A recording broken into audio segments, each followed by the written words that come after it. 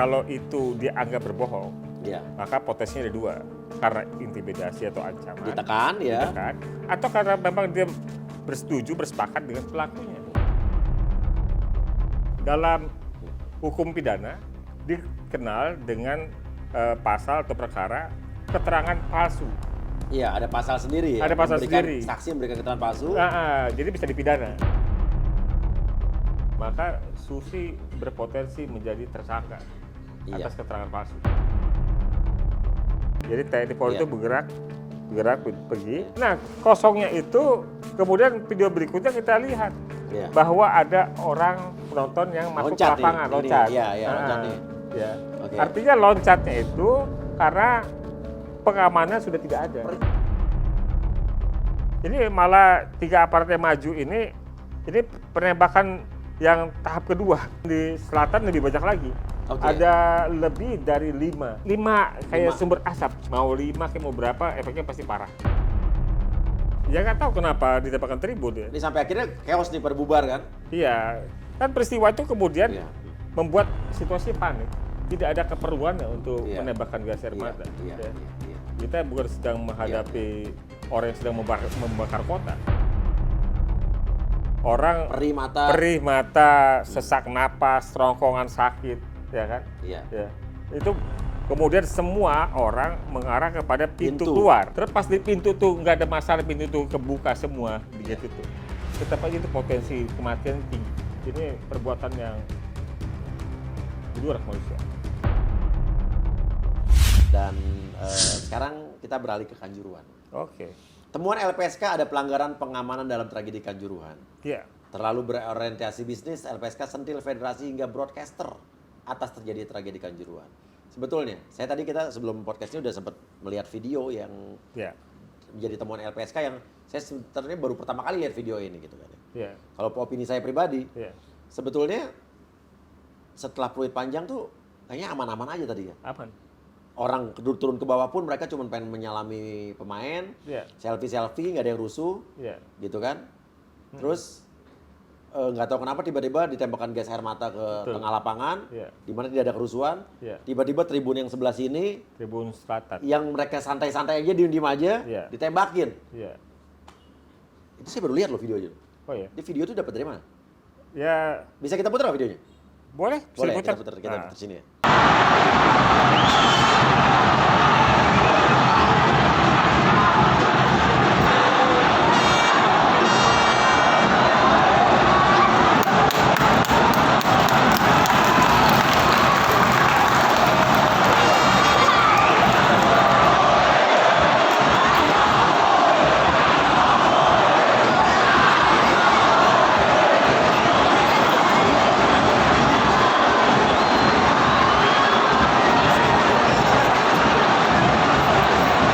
Tadi kejanggalan pertama apa yang dilihat tadi? Pas saat ada yang apa tadi? Barikade? Iya. Gimana? Jadi kalau berdasarkan waktu dalam video itu, itu waktunya adalah 21.59 ya. 21.59 itu adalah 21 menit? Iya, jam. Oh, jam 21.59. Jam 21.59 itu peluit panjang. Peluit panjang, berhenti pertandingan. Gitu.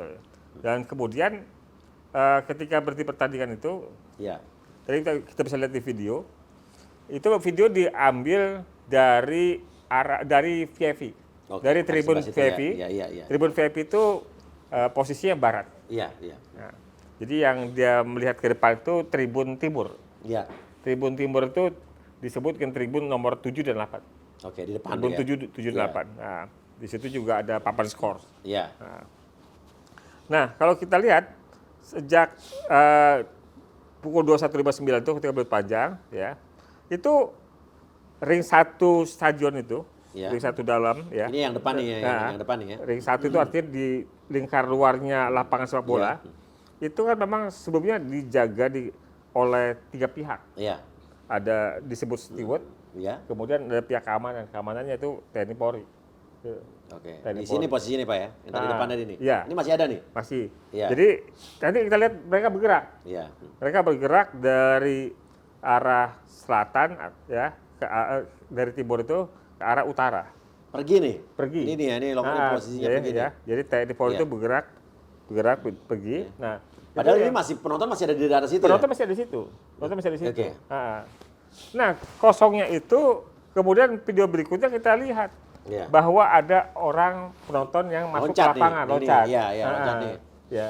Artinya loncatnya itu karena pengamanan sudah tidak ada. Pergi. Nah, kemana mereka pergi, Pak? Ya nggak tahu. Harusnya mereka tetap di situ kan? Harusnya tetap di situ. Mereka harus tetap di situ sampai penonton bubar sampai penonton bersih dari stadion itu ya. Jadi memastikan tidak ada yang masuk ke dalam lapangan gitu. Nah, sebenarnya juga dalam rencana pengamanan yang disingkat dengan Renpam. Itu sudah disebutkan cara bertindak. Jadi kalau ada penonton yang masuk ke lapangan, itu cara bertindak seperti apa?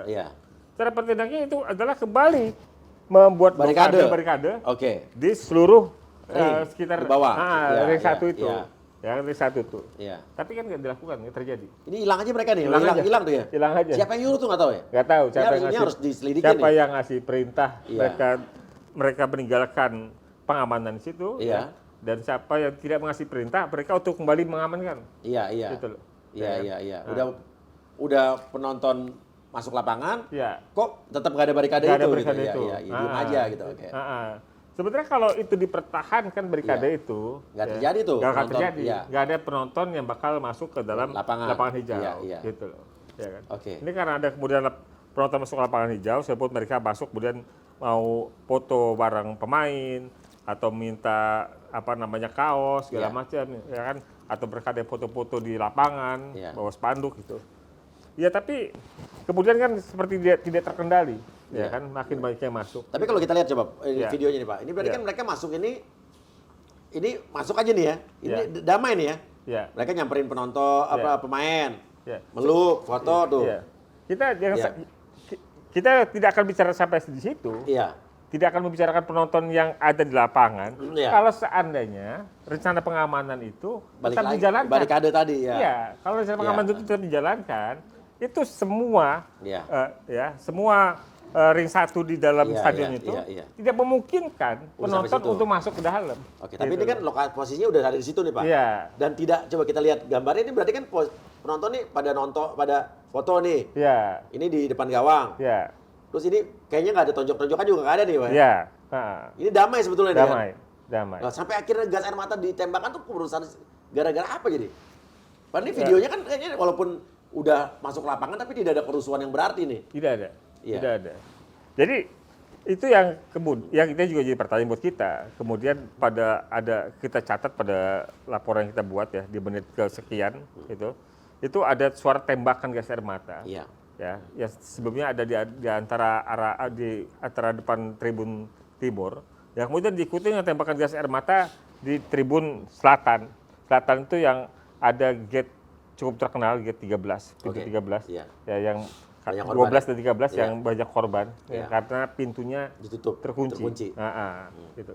Dan tribun selatan itu kalau dalam video yang sepanjang 16 menit 26 detik ini, yang nampak paling banyak mengalami penembakan gas air mata. Oke, coba kita lihat videonya Pak ya.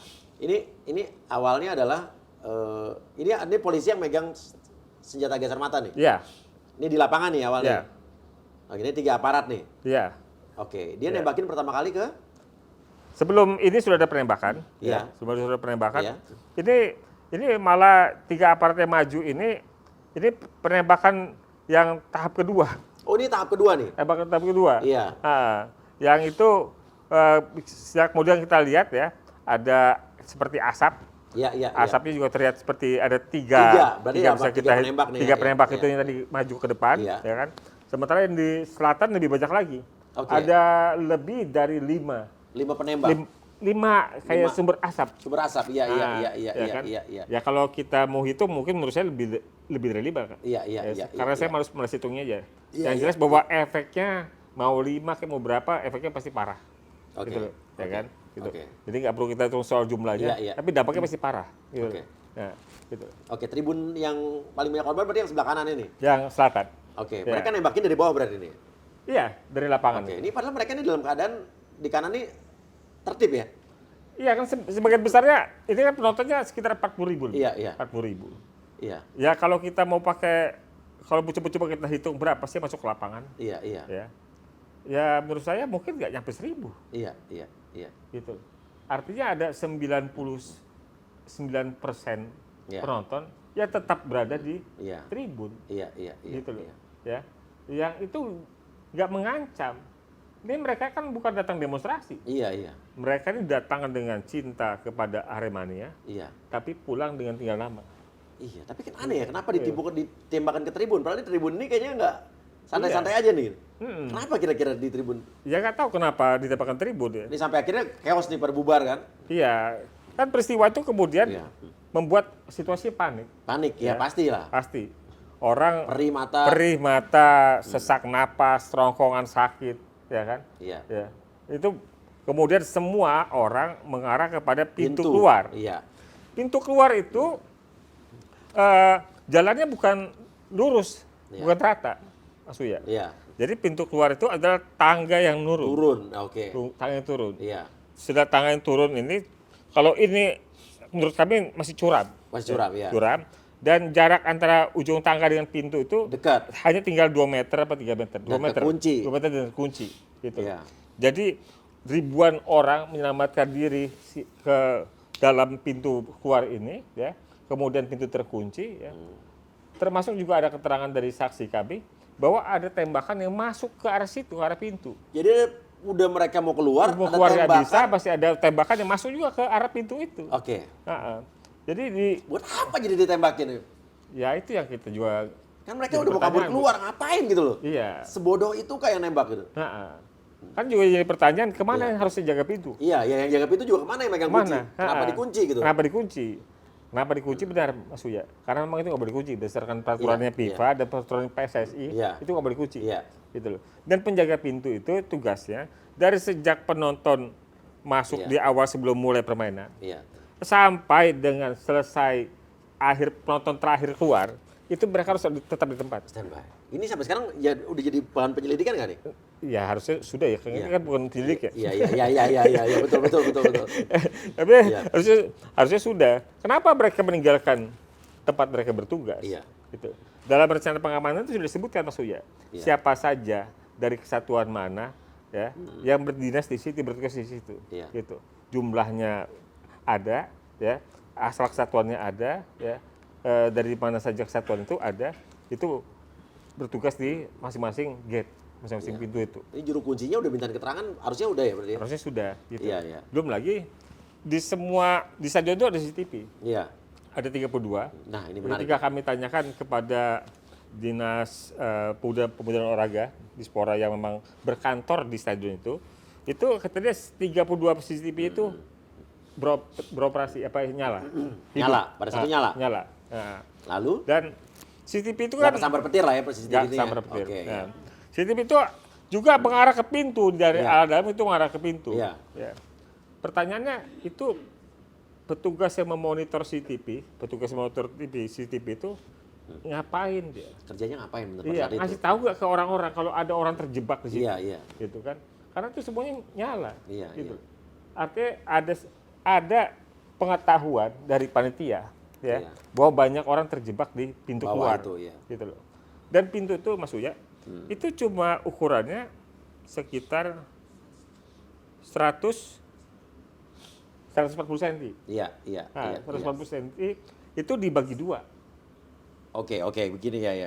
Karena dua let's say 70, daun pintu, 70 lah ya gitu. Ya, 2 daun pintu. 2 daun pintu. Iya. 2 daun pintu, dan di tengah-tengahnya tuh antara daun pintu tuh ada besi. Tiang lagi. Ya. Jadi sekalipun, Mas Uya, semua pintu itu terbuka. Iya. Tidak terkunci. Berdempetan pas itu. Iya. Tetapi dengan situasi orang panik, ya, napas sesak, ya.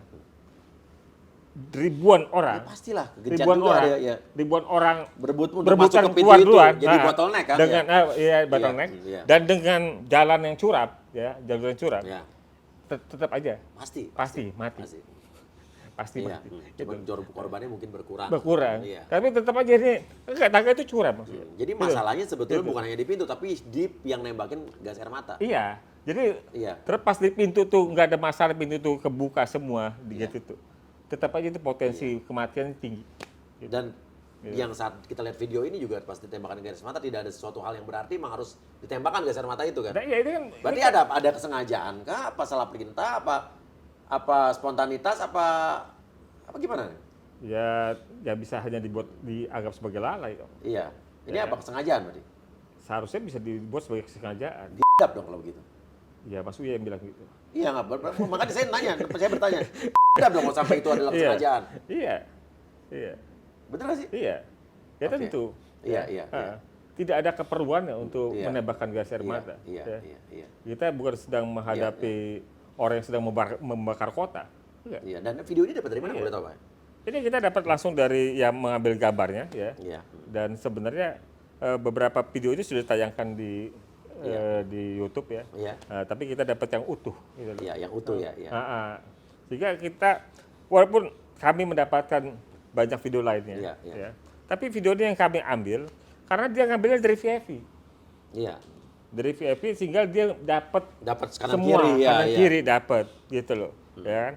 Nah, dan kami cukup menggambarkan 16 menit 26 detik. Itu saja. Untuk menyimpulkan kejadian itu. Nggak perlu sepanjang pertandingan. Nggak perlu sepanjang kerusuhan. Iya. Nggak perlu sepanjang kekerasan itu kalau katanya sampai dengan jam 1 malam. Iya. Ya kan? Kita nggak perlu dari jam 10 sampai jam 1 malam. Ya kan? Nggak perlu 3 jam kita lihat video. Cukup dari peluit panjang. Cukup 16 menit 26 detik ini kita bisa sudah menyimpulkan apa yang terjadi. Oke. Kesimpulannya adalah? Ya, ini perbuatan yang di luar kemanusiaan. Ya. Yang dilakukan oleh penembakan polisi, aparat polisi. Polisi. Ya. Nah. Oke, berarti yang harus paling bertanggung jawab dalam tindakan di situnya adalah polisi berarti ya? Iya, karena kalau penembakan itu yang megang hanya dalam sepengetahuan kami hanya dari polisi. Iya, ya kan? Iya. Nah, jadi siapa yang ngasih perintah, siapa yang nembak, ya entah kenapa sampai sekarang juga belum tersangkanya. Ya, oke. Kemarin Kapolda Jawa Timur dicopot, dimutasi bukan gara-gara ini ya? Ya. Katanya kan suatu hal yang biasa gitu. Itu pertanggungjawaban kewilayahan. Iya. Ya, pertanggungjawaban komando kewilayahan dianggap gagal, kemudian dicopot. Menurut saya ada bagusnya. Iya, diganti belum jabat kena kasus lagi nih. Jual narkotika. Gitu. Itu nggak ada yang di kasus narkotika itu nggak ada yang diduga LPSK? Sedang ajuan permohonan. Siapa nih? Siapanya? Saksi? Dari anak buahnya TM, ya tadi Minasa, AKBP D itu. Iya. Ya, mantan Kapolres Bukit Tinggi itu mengajukan permohonan ke LPSK. Mengajukan permohonan sebagai justice collaborator. Justice collaborator. Iya. Oke. Ini bakal menarik berarti ya. Iya. Oke, pertarungan antar sesama institusi polisi ini berarti di dalamnya. Iya. Oke. Nah, ini LPSK minta perekam video tragedi Kanjuruhan yang diduga sempat diculik segera ajukan perlindungan. Maksudnya apa diculik? Diduga diculik? Iya. Jadi kami sudah sampai di Malang itu tanggal 2. Iya. 2 Oktober. Iya. 1 Oktober kan peristiwa. Iya. Gitu loh. Dan kemudian tanggal 3-nya di hari Senin ketika kami bertemu dengan para Aremania. Iya. Mereka sudah menyampaikan kepada kami, Pak, ini ada kawan kami yang diculik sama polisi. Yeah. Gitu. Dan mereka bilang beginilah ceritanya. Kata saya, kamu kenal orangnya, kenal orangnya nggak? Gitu. Yeah. Informasi dari mana? Gitu. Nah, kemudian kami dapat permohonan perlindungan dari orang yang katanya diculik itu. Iya, dapat permohonan nih. Iya, orang yang katanya diculik itu ngajuin permohonan perlindungan ke LPSK. Iya. Ya kan? Kami temui orangnya, dia cerita bagaimana ceritanya. Jadi dia adalah seseorang penonton ya yang merekam video di Gate 3. Di Gate 3. Videonya dia posting di TikToknya itu. Oke. Namanya Kevin Botten. Nah, dia posting. Kemudian ketika di hari Senin dia bekerja sebagaimana biasa, ketika di Wisma tempat dia tempat pekerjaannya itu ada Wisma, ya, dia dijemput sama orang yang tidak dikenal pakaian preman. Gitu loh. Dia pikir Aremania. Oke. Ya. Tapi kemudian dia diajak dibawa pergi dan ditanyakan mana handphonenya, mana KTP-nya, gitu loh. Kemudian dia nurut saja diajak, ya. Dia mulai curiga di polisi, gitu. Dan mereka bilang kalau kamu penjahat kami borgol. Gitu. Ya ternyata dia dibawa ke kantor polisi.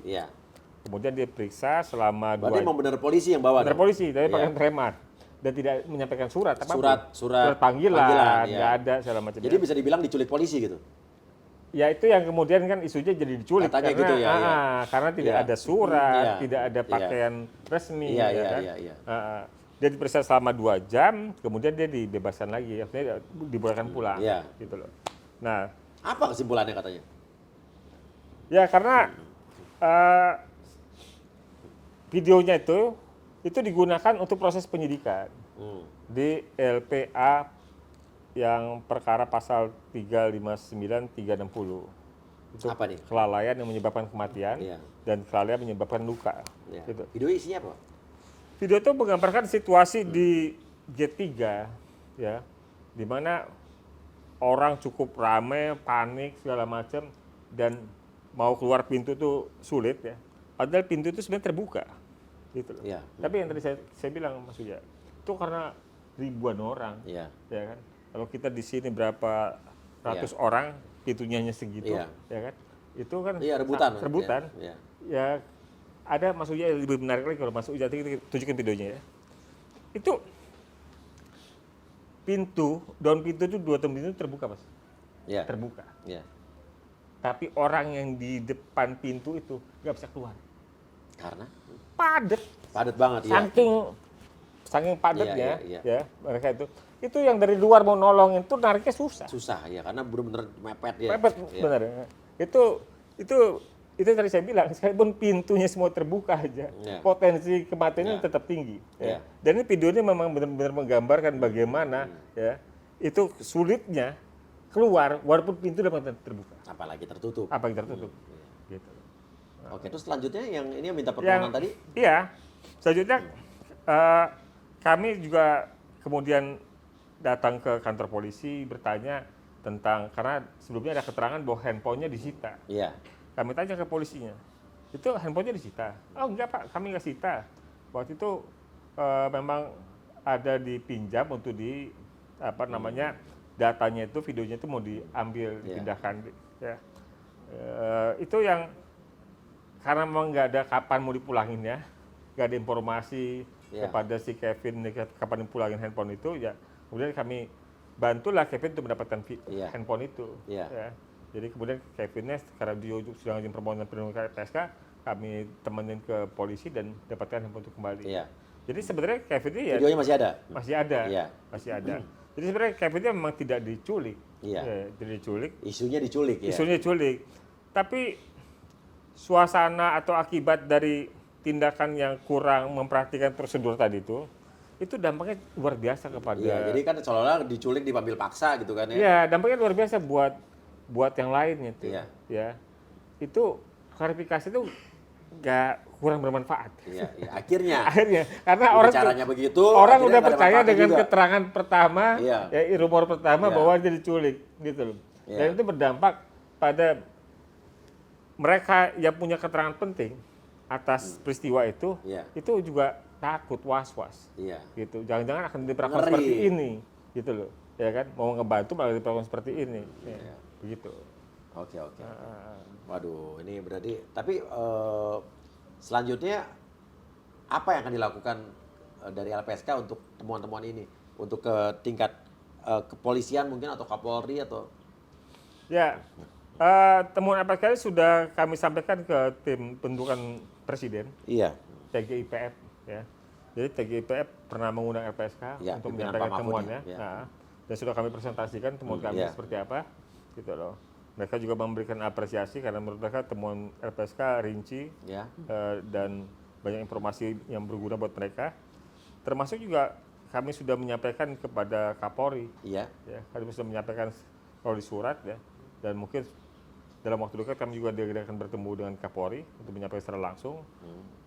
Ya kami berharap temuan ini bisa menjadi bahan ya untuk pengungkapan perkara ini, karena kami juga membantu menghadirkan saksi. Iya. Jadi ada orang-orang yang sebelumnya itu ketika ngajuin permohonan perlindungan LPSK itu belum berstatus hukum. Ya. Tapi mereka bersedia memberikan keterangan, ya, asal tidak mendapatkan ancaman, intimidasi, tidak dikriminalisasi, dilindungi lah semuanya. Ya, itu yang kami yakinkan, bahwa kalau mereka jadi saksi, kami jamin keamanan. Setelah itu kami rekomendasikan kepada penyidik untuk mereka diperiksa sebagai saksi. Jadi ada 13 orang yang rekomendasi dari LPSK yang kemudian diperiksa oleh penyidik, yang mereka sekarang menjadi saksi. Saksi baru nih. Termasuk juga ada salah satu ayah dari 2 anak perempuannya yang tewas pada peristiwa itu, yang kemudian dari pertemuan dengan LPSK di awal-awal pasca peristiwa itu sudah menyampaikan kesediaan untuk dilakukannya otopsi terhadap anaknya, gitu loh. Ya, sayangnya sempat ada drama, ada gimmick segala macam yang membuat dia kemudian mencabut. Dari siapa? Ya ada kedatangan beberapa aparat ke rumahnya selama 3 hari, ya, dan itu kemudian outputnya dia mencabut persetujuan. Waduh, jadi dia mendapatkan intimidasi dong, secara nggak langsung. Nah iya, jadi ini kan jadi pertanyaan. Jadi kenapa sampai aparat datengin rumah? Bener nggak sih? Iya, artinya kan harusnya disupport ya, diberikan sugesti, diberikan penguatan bahwa yang dilakukan itu benar, harus diapresiasi segala macam, bukannya dibayangin hal-hal yang tidak perlu, gitu loh. Ya, nah itu yang kemudian LPSK datang lagi untuk menjelaskan atau memberikan penguatan kepada Bapak ini ya, DA ini, yang kemudian dia kembali membuat surat pernyataan persetujuan diotopsi dan sudah kami sampaikan kepada penyidik, dan kemudian diagendakan 5 November ini akan dilakukan otopsi. Berarti digali lagi kuburan. Iya. Diapain sama aparat selama 3 hari itu? Oknum lah berarti ya. Ya diajak bicara, ditanyakan apakah dia sudah yakin atau belum bahwa akan anaknya diotopsi. Kalau diotopsi begini. Nah, gitu. Ditakut-takutin nggak? Berarti? Ya menurut saya ada situasi yang membuat kemudian di kepalanya si orang tua korban ini, ya tadinya dia tidak berpikir negatif dari otopsi jadi negatif gitu loh. Iya. Ya kan. Ya hal itu kan yang menurut kita juga unik ya. Iya. Ini yang punya kepentingan terhadap proses hukum kan seharusnya polisi. Mereka support harusnya ya. Yang terbantu kalau ada otopsi kan polisi, penyidik. Iya. Kenapa pertanyaannya? Gitu kan. Ngapain sih begitu ya? Iya benar, ngapain? Dan itu perlu dicari tahu juga siapa aparat yang datang pada saat itu, Pak. Atas perintah siapa? Iya, tentu kalau pimpinannya pimpinan Polda, Polri mau menindaklanjuti mendalam itu gampang melakukannya. Ini gampang sih. Gampang. Motifnya kalau mau apa? Ya, kalau mau gampang. Iya. Oke. Ini ada lagi, Pak. 6 tersangka tragedi Kanjuruhan ditahan Aremania menyesalkan lambannya penyidikan. Menanti tanggung jawab moral Iwan Bule dan PSSI soal tragedi Kanjuruhan. Nah, pertanyaan dari artikel langsung aja saya, Pak. Siapa jadi yang paling bertanggung jawab atas kasus Kanjuruhan? Ya, saya sih nggak bisa nyimpulkan ya. Menurut saya di proses yang tadi saya bilang kelalaian itu yang sudah ditersangkakan dan sudah ditahan itu, ya mereka memang layak dimintakan pertanggungjawaban. Iya. Dan tapi buat kami sebenarnya bukan sebatasnya itu. Iya, tapi gitu. Kan tadi kita bilang ada yang nembak. Iya. Itu kan bukan senapan jatuh kemudian dia meletus sendiri. Iya. Kan? Tapi ditembakkan. Iya. Gitu. Ditembakkan tuh siapa yang secara sadar ya? Secara sadar. Itu. Dia tahu dampak dari gas air mata itu apa, ya kan? Dia menguasainya, dia tahu gitu loh.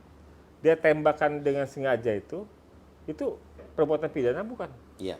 Itu buat orang tadi sesak napas, iritasi di kulitnya, kemudian matanya sampai ada matanya merah sampai belum sembuh-sembuh kan? Iya, betul, ya kan? Iya. itu kan juga luka, gitu loh. Itu ada rumusan pidananya enggak? Gitu loh. Yang minta dipertanggungjawabkan siapa aja? Ya siapa saja, siapa yang menembakkan, siapa yang merintah menembak. Gitu loh.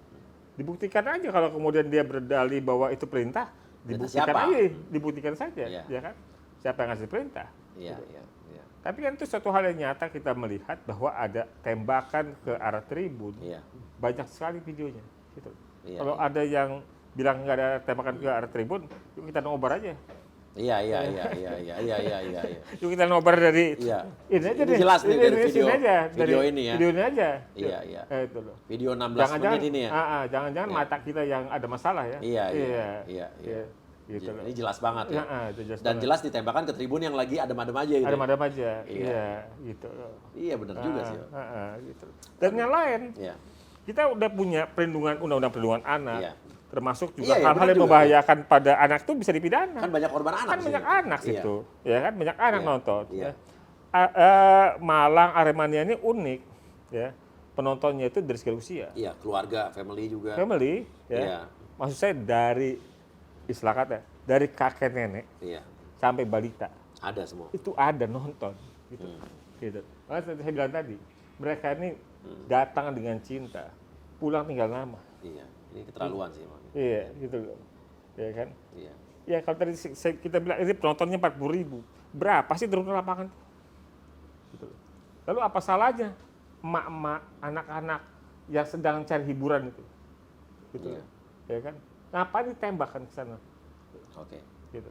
Dan kalau melihat Pak Edwin dari LPSK dan sebagai Pak Edwin secara pribadi, bagaimana? Apakah melihat kecenderungan bahwa di negara kita ini masih banyak pejabat-pejabat yang suka lempar tanggung jawab, tidak mau bertanggung jawab, takut bertanggung jawab, takut mundur dan mencari kambing hitam? Iya, kadang-kadang kita berdalih dengan kita tidak punya tradisi itu. Kita tidak tapi kenyataannya? Ya itu dalih karena tidak punya tradisi itu. Iya. Ya kan? Tradisi mundur nggak ada. Tradisi mundur nggak ada, ya segala macam itu. Maju terus, pantang mundur. Maju terus, pantang mundur. Jadi kalau mundur, kalau mengakui segala macam itu malah jadi bukannya satria, tapi malah aib. Gitu loh. Aib, ya. Jadi jabatan itu sesuatu yang memang diagung-agungkan. Selama jabatan itu masih melekat, maka kehormatan juga melekat. Gitu. Ya. Jadi orang tidak bisa lagi melihat, membedakan ketika dalam posisi jabatan itu. Apakah baju dalam jabatan itu sudah coreng, moreng segala macam kotor, ya kan? Yang dinampak oleh publik. Tapi dalam posisi dia bahwa ini gue dalam jabatan. Gitu. Jadi dalam jabatan itu apapun yang dilakukan dianggapnya sebagai hal yang terhormat. Termasuk juga melindungi, gitu. Karena yang jabatan itu dia melindungi posisi dia dari jerat hukum misalnya. Gitu. Oh bisa jadi, cari aman ya. Iya. Ya jadi memang kita tradisi kita, tradisi dalam konteks ini ya, mereka yang mempunyai posisi jabatan untuk secara legowo, besar hati, mengakui kesalahannya itu memang ya jauh lah, masih rendah. Iya. Sekarang kan yang padahal itu termasuk mandat dalam TAP MPR. Bahwa? Iya. Jadi di TAP MPR itu di tahun 2000-an, tahun 2000. Itu ada TAP MPR yang menyatakan bahwa itu harus jadi tradisi etika jabatan. Ketika berbuat hal yang tidak terpuji, mundur jabatan. Ya, mungkin jangan pejabat sekarang banyak yang nggak tahu TAP MPR, Pak. Ya, saya pun tahu juga jaga penting. Pura-pura nggak tahu. Iya, pura-pura nggak tahu. PPGT, iya. Karena yang baru mundur kan baru jebret tuh, Valentino, komentator malah yang mundur, yang nggak ada hubungannya. Oke, Presiden Arema juga juragan mundur ya? Oke, mundurnya juragan 99 jadi peringatan bagi industri sepak bola Indonesia. Oke, ini malah pemimpin Arema nih yang mundur nih. Iya. Oke, yang lain belum ada yang mundur ya, Pak? Maju terus pantang mundur. Oke, kalau begitu terima kasih. Mudah-mudahan nanti setelah laporan bertemu Kapolri langsung, ada temuan LPSK ini bisa udah dijadikan sesuatu yang mempermudah proses penyelidikan. Dan sangat membantu tim gabungan pencari fakta juga kan. Betul. Sebenarnya kan bila melihat apa yang disampaikan temuan LPSK, Komnas HAM, atau TGIPF, kan harusnya dilihat sebagai alat bantu, ya kan? Alat bantu untuk membuat terang perkara, terang peristiwa, bukan dilihat sebaliknya. Nah itu kan tergantung dari. Kalau sampai melihat sebaliknya, justru kita jadi pertanyaan ada apa gitu. Iya kan. Jadi ya orang ngasih kritik itu lebih baik itu yang jujur, yang benar. Yang mungkin bermanfaat buat kita daripada kita selalu dikasih pujian. Iya benar. Yang itu sebenarnya dekatan kita pada jurang. Tapi kan sekarang yang kebanyakan di Indonesia yang ngasih kritik justru yang berbahaya, Pak. Ya, berbahaya jabatannya, ya. Saya sekarang YouTube saya lagi di-hack nih, Pak. Saya minta perlindungan LPSK. Sehari setelah saya tayang, kita terakhir tayang Pak Kamarudin ya? Besoknya hilang. Sekarang masih diurus nih, Pak. Saya minta perlindungan nih, Pak. Berarti TV Uya-Kuya makin dianggap penting. Makin dianggap penting ya. Itu standar pentingnya di-hacknya itu. Iya. Kalau ini sekarang udah tayang berarti udah balik lagi ya. Iya. Oke. Ya udah, terima kasih banyak. Terima kasih, Pak. Ya, senang bertemu lagi dan senang melihat kantor ini, dan ini kantor LPSK ini ada di Jalan Raya Bogor. Ya. Jadi siapapun kalian yang merasa bisa memberikan saksi atas kejahatan pidana apapun, pelanggaran HAM berat, narkotik, korupsi, kekerasan seksual, ya kan, pemerkosaan dan apapun ya, bisa di sini. Dan kalau kalian juga merasa jadi korban dan bisa mengungkap sesuatu di sini, dilindungi dan gratis. Ya, bisa mengajukan permohonan di sini ya. Oke, terima kasih banyak. Silakan komen. Wassalamualaikum warahmatullahi wabarakatuh. Waalaikumsalam. 2 menit saja, oh baby please don't